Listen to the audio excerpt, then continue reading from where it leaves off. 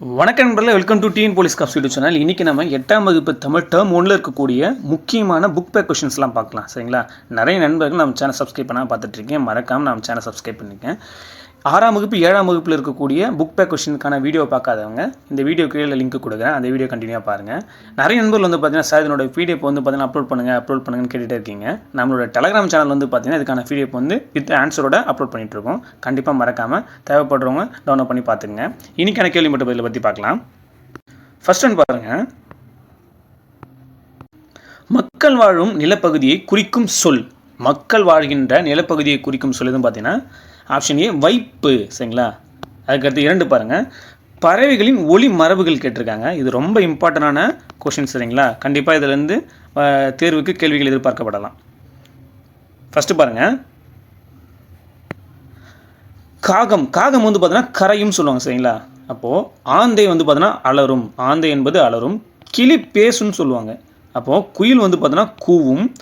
புறா வந்து பார்த்தீங்கன்னா குணுகும் சொல்லுவாங்க. புறா வந்து குணுகுன்னு சொல்லுவாங்க. மயில் வந்து பார்த்தீங்கன்னா மயில் அகவும். சரிங்களா? இதான் இதனுடைய ஒளிமரபுகள். கோழி வந்து பார்த்தீங்கன்னா கொக்கரிக்கும்.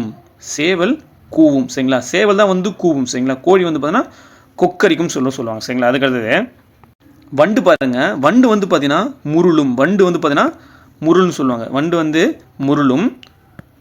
அதுக்கடுத்தது கூகை வந்து பார்த்தோன்னா குழரும் சொல்லுவாங்க. கூகை வந்து குழரும். சரிங்களா? அதுக்கடுத்தது பாருங்கள்.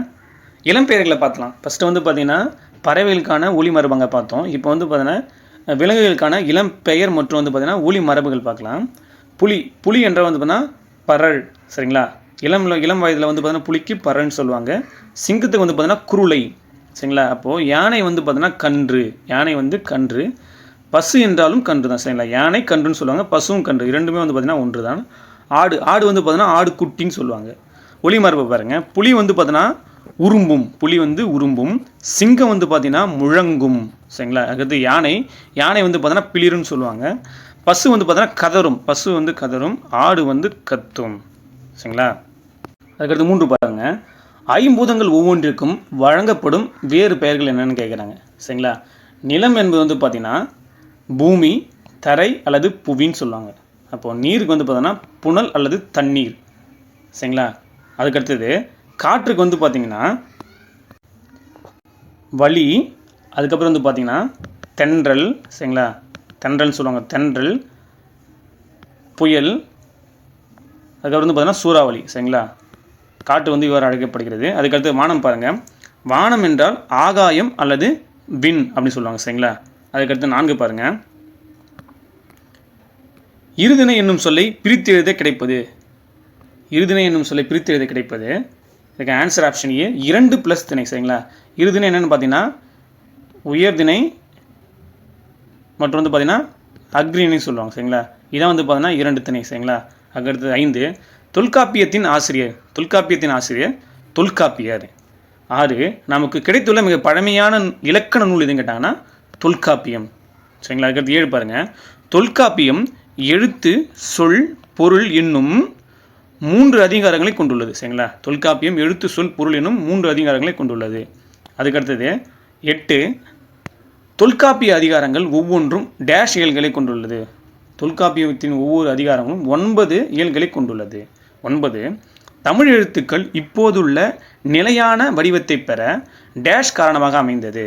எதுன்னு பார்த்தீங்கன்னா ஆப்ஷன் சி அச்சுக்கலை தான் வந்து பார்த்தீங்கன்னா காரணமாக இருந்தது. 10 வளைந்த கோடுகளால் அமைந்த மிக பழைய தமிழ் எழுத்துக்கள் டேஷ் என அழைக்கப்படுகிறது. பழைய தமிழ் எழுத்துக்கள் வந்து பார்த்தீங்கன்னா வட்டு எழுத்துக்கள் என்று அழைக்கப்படுது. ஆப்ஷன் பி வட்டு எழுத்துக்கள். 11 தமிழ் எழுத்து சீர்திருத்த பணியில் ஈடுபட்டவர். இதுக்கு ஆன்சர் ஆப்ஷன் பி தந்தை பெரியார். 12 கடைச்சங்க காலத்தில் எழுதப்பட்ட தமிழ் எழுத்துக்கள் எவ்வாறாக அழைக்கப்பட்டதுன்னு கேட்குறாங்க. இதுக்கு ஆன்சர் என்னென்னு பார்த்தீங்கன்னா கண்ணெழுத்துக்கள் என்று அழைக்கப்படுகிறது. சரிங்களா? கடைச்சங்க காலத்தில் எழுதப்பட்ட எழுத்துக்கள் கண்ணெழுத்துக்கள் என்று அழைக்கப்படுகிறது. 13 எழுத்துக்களில் உள்ள புள்ளிகளால் ஏற்படும் குழப்பங்களை கலைத்தவர் யாருன்னு கேட்குறாங்க. இதுக்கு ஆன்சர் வீரமாமுனிவர். சரிங்களா?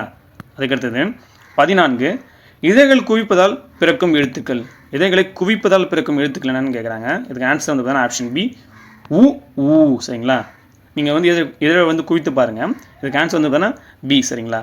15 ஆயுத எழுத்துக்கள் பிறக்கும் இடம். ஆயுத எழுத்துக்கள் பிறக்கும் இடம் பார்த்தீங்கன்னா ஆப்ஷன் சி தலையில் தான் பிறக்குது. சரிங்களா? 16 வல்லின எழுத்துக்கள் பிறக்கும் இடம். வல்லின எழுத்துக்கள் பிறக்கும் இடம் வந்து பார்த்தீங்கன்னா மார்பு. சரிங்களா? அதுக்கடுத்தது நாவின் நுனி அன்னத்தின் நுனியை பொருத்துவதால் பிறக்கும் எழுத்துக்கள். நாவி நுனி அன்னத்தின் நுனியை பொருத்துவதால் பிறக்கும் எழுத்து வந்து பார்த்தோன்னா இதுக்கு ஆன்சர் ஆப்ஷன் சி இட்டு, அதுக்கப்புறம் இன்னு. சரிங்களா? அதுக்கடுத்து 18 பாருங்கள். கீழ் இதழும் மேல் வாய் பல்லும் இணைவதால் பிறக்கும் எழுத்து. இது பார்த்தீங்கன்னா ஆப்ஷன் டி இவ்வு. சரிங்களா? அதுக்கடுத்தது மாடு வயலில் புல்லை மேய்ந்தது. இத்தொடரில் உள்ள வினைமுற்று என்னன்னு கேட்குறாங்க. வினைமுற்று என்னன்னு பார்த்தீங்கன்னா ஆப்ஷன் டி மேய்ந்தது. சரிங்களா? மேய்ந்தது வந்து பார்த்தீங்கன்னா வினைமுற்று. 20 பின் வருவனவற்றுள் இறந்த கால வினைமுற்று. பின் வருவனவற்றுள் இறந்த கால வினைமுற்று எதுன்னு பார்த்தீங்கன்னா ஆப்ஷன் ஏ படித்தான். இதான் வந்து பார்த்தீங்கன்னா இறந்த கால வினைமுற்று. 21 பாருங்கள். பின் வருவனவற்றுள் ஏவல் வினைமுற்று சொல். ஏவல் வினைமுற்று சொல் ஆப்ஷன் ஏ செல்க. சரிங்களா? செல்க என்பது ஏவல் வினைமுற்று சொல். 22 புகழாலும் பழியாலும் அறியப்படுவது. இதுக்கான ஆன்சர் ஆப்ஷன் சி நடுவு நிலைமை. சரிங்களா? அதுக்கடுத்து 23 பணி இல்லாத களநிலத்திற்கு ஒப்பானவர்கள் யாருன்னு பார்த்தீங்கன்னா ஆப்ஷன் பி கல்லாதவர். கல்லாதவர் எப்படி சொல்கிறான்னு பார்த்தீங்கன்னா பயனில்லாத களநிலத்திற்கு ஒப்பானவர்கள். 24 வல்லுருவம் என்னும் சொல்லை பிரித்தெழுத கிடைப்பது. ஆப்ஷன் பி வன்மை ப்ளஸ் உருவம். இதான் வந்து பார்த்தீங்கன்னா வல்லுருவம் என்று சொல்கிறாங்க. 25 நெடுமை ப்ளஸ் தேர் என்பதை சேர்த்து எழுத கிடைக்கும் சொல்.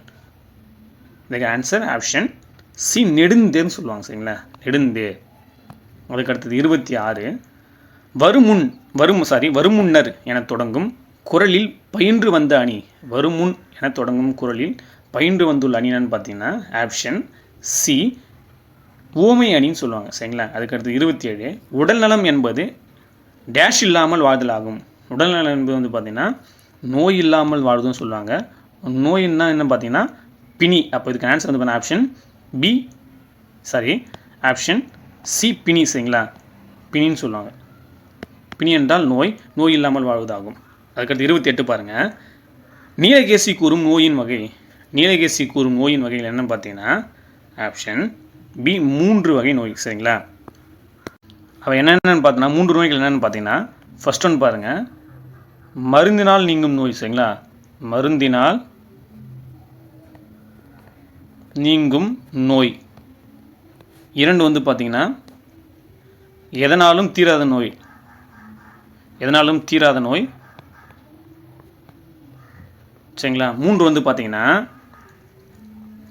துன்பம் தரும் நோய். சரிங்களா?